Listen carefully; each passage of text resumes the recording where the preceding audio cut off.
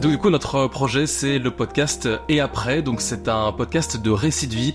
Ce sont principalement des jeunes qui viennent nous raconter leur parcours ou une particularité qui leur arrive dans leur vie, que ce soit lié au monde académique ou pas, mais généralement on essaie que ce soit lié à 3 thématiques: l'orientation, l'inclusion et la pédagogie. Donc voilà, c'est un petit podcast qui vient raconter leur histoire, toujours conclu par une petite capsule d'un intervenant expert qui vient nous apporter un point de vue plus au-dessus, plus théorique, et qui vient conclure tout ça.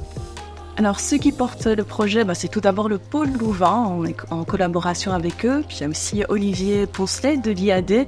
Et puis, nous 3, Julien, Marine qui n'est pas là, et puis moi-même, Magali. Et on peut même rajouter Valentin qui est notre community manager et qui met en avant tous ces podcasts sur les réseaux sociaux. Du coup, notre podcast, il est original dans le sens où on essaie toujours de garder cette approche positive, bienveillante, même dans les situations les plus difficiles, des récits qu'on peut nous apporter.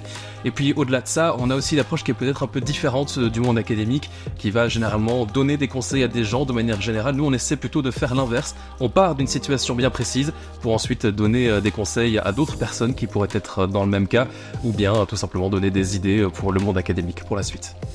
La manière dont on a mis notre projet sur pied, en fait, on s'est dit que comme on racontait des récits de vie, c'était bien de le faire en podcast et sous forme de discussion, parce qu'on rentrait plus dans l'intime, les gens se confient à nous.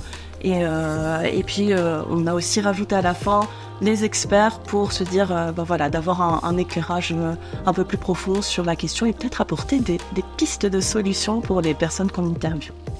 Et du coup, la suite de ce projet, c'est en 2 axes. Déjà, on réfléchit à faire une 2e saison de cette série de podcasts. Et puis, en attendant cette 2e saison, on réfléchit à faire des sessions d'écoute.